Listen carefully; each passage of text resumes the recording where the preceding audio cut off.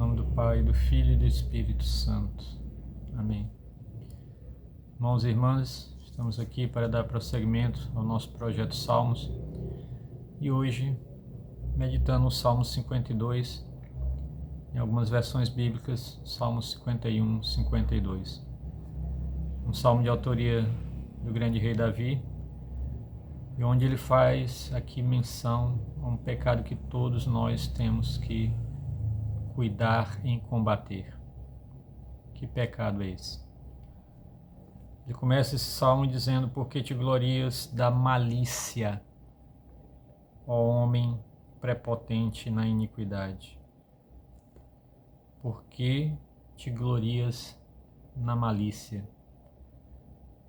O pecado da malícia, meu irmão, minha irmã, é o pecado que mais denuncia a ação do inimigo, influenciando uma alma que está em pecado. Porque foi o pecado da malícia que ele se utilizou lá no Jardim do Éden para seduzir, para convencer Eva de se aproximar e consumir do fruto proibido do conhecimento do bem e do mal. A malícia que ele usou naquela frase. É verdade que Deus diz que não é bom que vocês comam desse fruto. E Eva, infelizmente, vai dar lugar para o inimigo, para aquela serpente. E ali, maliciosamente, com um argumento malicioso, ele consegue convencer Eva, dizendo que não é porque vocês morrerão se comerem desse fruto, é porque Deus sabe que se vocês comerem desse fruto, vocês também serão como deuses.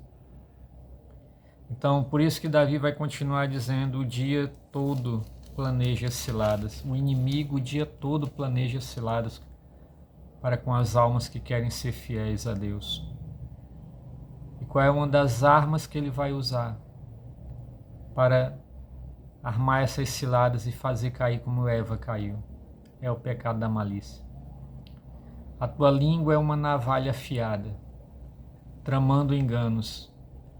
Preferes a malícia à benignidade, a mentira a falar com retidão. Gosta de todas as palavras perniciosas, ó língua enganadora. Davi está falando aqui da conduta da serpente lá no Éden. A conduta do inimigo, a conduta do inimigo de Deus, do diabo, é usar da malícia, com sua língua afiada, aquela sua língua bífida, como uma afiada navalha. Ele trama enganos. A mentira que Jesus já deixou dito com todas as letras, que ele é o pai da mentira, que usa de palavras perniciosas com sua língua enganadora. Então, meu irmão, minha irmã, uma pessoa que se utiliza demais de uma conduta maliciosa, principalmente no que fala, porque a malícia pode estar em outras condutas, a malícia pode estar no olhar, a malícia pode estar num gestual do corpo, a malícia pode estar numa vestimenta, mulheres com suas vestimentas extremamente sensuais, sabendo que aquilo ali, aquela que usa dessa estratagema, sabendo que o homem cai pelo que vê, pelos olhos, é uma forma de malícia. Mas a malícia que Davi denuncia aqui, e é a que mais o inimigo usa, é a malícia pela língua, pela mentira, por palavras enganadoras. Satanás usou dessa estratégia e levou Eva a cair.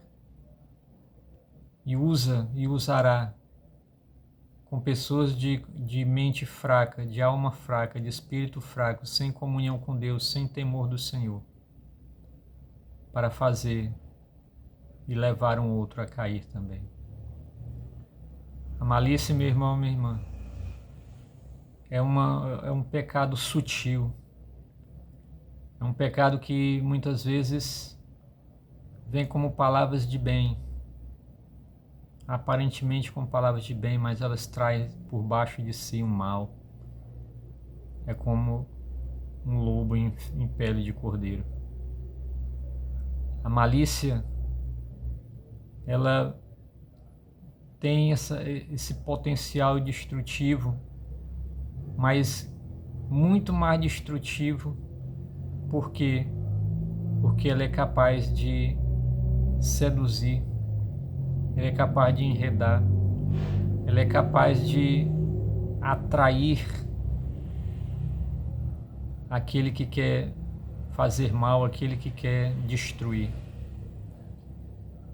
Não é como o pecado do ódio, que a pessoa já está ali demonstrando claramente que tem uma intenção de causar um grande mal àquele outro. A malícia abraça, a malícia muitas vezes até elogia, a malícia sorri, a malícia trata bem muitas vezes, a malícia conquista para depois causar o seu grande dano, o seu grande mal. Então, Davi diz que esse é um pecado terrível, e tão terrível que a consequência dele, para o que incorre em malícia, a exemplo do que aconteceu com o próprio Lúcifer, Satanás. Ele diz aqui no versículo 7, por isso Deus te extirpará até o fim. Vai arrancar-te e expulsar-te da tenda, e extirpar a tua raiz da terra dos viventes. Ai daquele que usou de malícia para manipular, destruir a fé do outro, a caminhada do outro, a vida cristã do outro, que tirou aquela vida do bem e levou para o caminho do mal, que tirou do caminho certo e levou para o caminho errado. Ai desses maliciosos que fazem uma alma se perder.